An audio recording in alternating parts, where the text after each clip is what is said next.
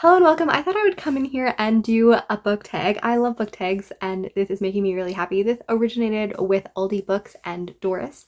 I don't think I've come across her channel before, and watching this one made me really happy. So that is a recommendation if you would like to find this. It started over on Brian the Bookish channel. He does a lot of interesting thoughts on questions. I would like to talk about some favorite authors, some great authors, my hot takes on some authors. It's gonna be fun. It's gonna be really low key. The first question made me want to do an entire video myself because it is, what authors have you read in the entirety that are considered like great authors? And this was hard. My notes just have like scribbling things on the sword because there's a lot of authors that I read, either all of their works or the majority of their works.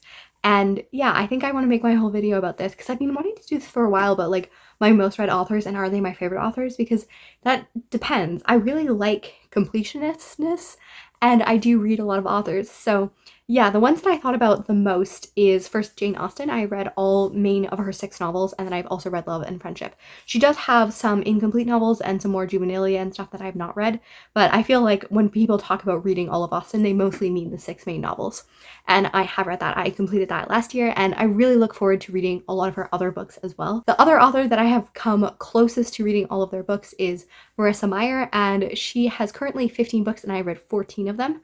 I have not read her book that was published in November, Cursed, but I read every other book. It is one of my introductions into like just reading. I was gonna say adult reading, but I was like a teenager, but like kind of modern reading outside of like, you know, Amish fiction, which is what I grew up with in my home. So, you know, I also have Lucy Maud Montgomery. I have not read all of her books, but I've read 10 of them, and I do plan to read all of her books eventually. She's my favorite author, but because she is dead, I don't want to read all of her books at the same time because then I will never be able to experience the Lucy Maud Montgomery book for the first time ever again. And then also Rick Riordan, I have read 21 of his books, and he has published, I think, about 26. I have not read the rest of the Trials of Apollo or The Daughter of the Deep, but other than that, I read every book in his Percy Jackson / mythology books, and there's a lot of them. Some other notable things is I have read all of the main books by Shirley Jackson as well, including The Haunting of Hill House, The Lottery and Other Stories, and We've Always Lived in the Castle. She has some other short stories and stuff like that that are published in various anthologies and stuff that I've not read, but I feel like when people think of Shirley Jackson, I've read the 3 main novels and she is one of my favorite authors. One of my least favorite things is that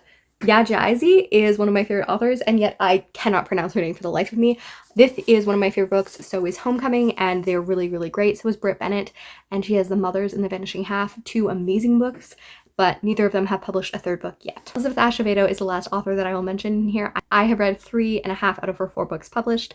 The 3rd book I have like read over 100 pages and I really love it. It's about grief and someone died in the middle of me reading it, and I've never been able to go back, but it is a really brilliant novel. So for that little hiccup, I have read all of her books. A great author that is one-hit wonder, and for this is going to be Reginald Rose. He wrote The 12 Angry Men, and I feel like most people don't even know his name, but they definitely know that, whether it's from the movie or the play or whatever it is.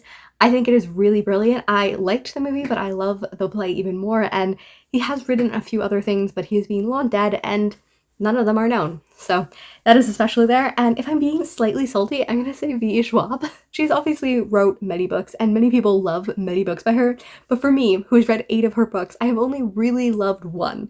So to me, she's a little bit of a one-hit wonder. The one that I've loved is Vicious. I think that is really great.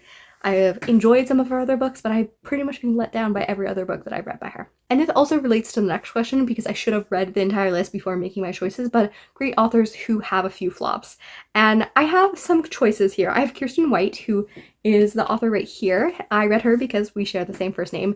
And N.I. Darkin and The Dark Descent of Elizabeth Frankenstein are 2 books that I really love, and one of them is a series of 4 books that I really love, and yet there are some other books by her that I don't love and that have been huge flops. Also, I'm going to include Kazuo Oshiro, and I read 3 of his books. Clara and the Sun is a book that is really close to my heart, and I think it's just really good. Very Giant, which was the first book that I read him, made me never want to pick him up again because it was an awful book. And this is controversial because most people love Never Let Me Go, but it just did not work for me as a book at all. I hope to read more of his books, but those books just didn't do it for me.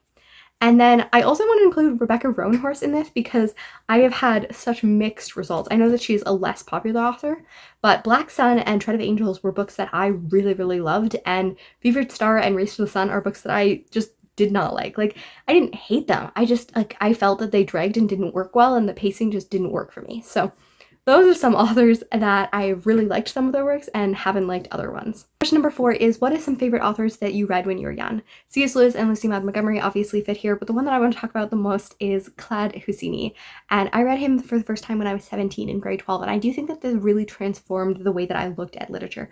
I wouldn't like join BookTube for another, I guess, 3 years at that point, and then I like became much more enlivened to greater literature and stuff like that, but that was the first time that I've really been exposed to a point of view that was not from Canada, the United States, or at least originated there, because he is an American citizen and stuff, but it begins in Afghanistan and stuff like that. And it is a book that really, I think, one of the first like modern literary fiction books that I read, and one that looked at generational and all of these like really thematic things in a more modern setting, and it really made me hunger for those kind of books. And for the longest time I didn't know where to find them, but once I started finding them, I started loving them. So yeah, Claude Houssini is an author that I just treasure so deeply. Question number 5 is supposed to be a great author that is considered a classic, but since I've been mentioning classic authors left, center, right, and center, I decided to choose a great author who I think should be a classic, and this is going to be Jacqueline Woodson.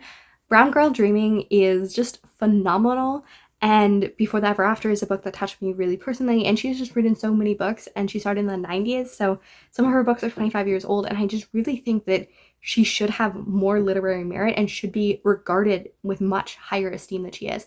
Like, I think that she should have, like, I think she should have the grandiose that many classic authors do, or authors who at least started publishing in the 90s, and she doesn't have that, and I think that that's a shame, because I think that she is a classic author, and I hope that as time goes on and as she grows older, I think she's in her 60s now, she might be in her late 50s, but as she ages and stuff like that, and will probably die, which I guess is hard, but you know, probably in the next like 20 to 25 years she'll probably pass away, and I just really hope that her legacy is secured and loved, because she is an author that I really, really treasure and have enjoyed. She is an author who I want to read all of her books eventually. Great author whose work was impactful to you. And first of all, I want to talk about Clint Smith. I really, really love his books. I have read Counting Descent as well as How the Word is Passed, and I'm really, really excited for Above Ground, which just came out.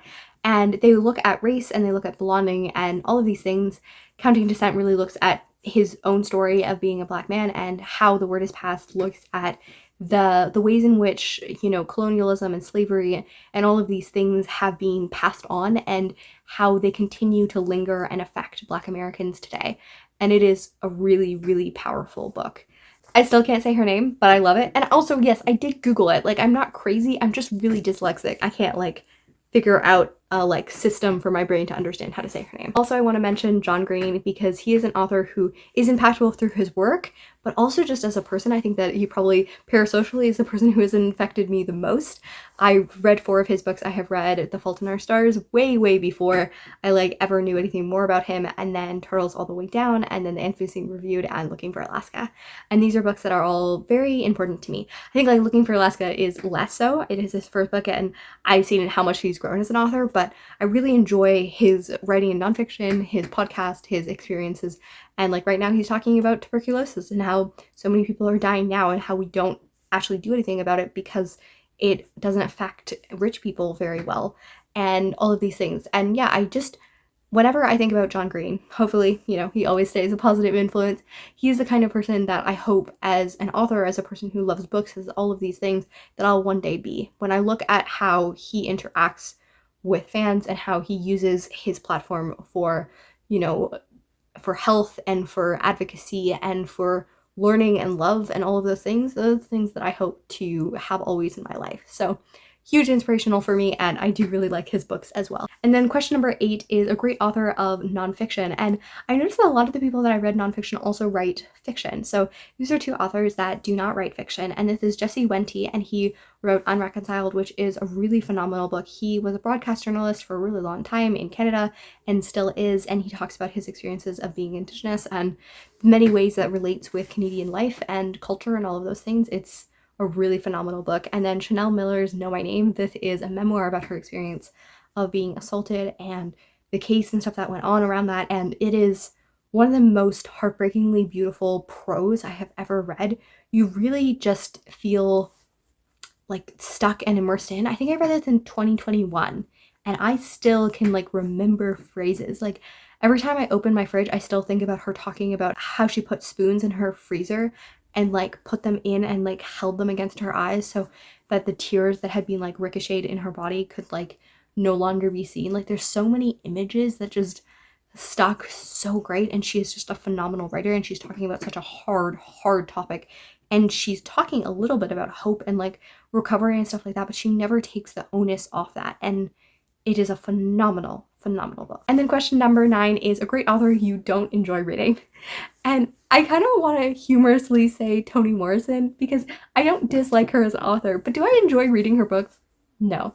Do many people enjoy reading her books? Like, I'm sure there are people who enjoy reading her books, but like her prose style isn't actually one that I really love, and her books are very hard. Sola, I first read and actually disliked it, and then I reread it years later, and I was like, okay, I actually do like it.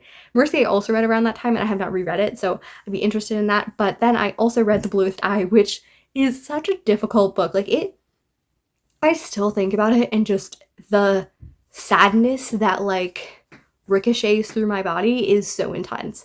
And then I also read Playing in the Dark, which is a nonfiction book looking at the ways in which, like, the white canon and colonialism has affected the way that we look at literature. And all of them are really good books.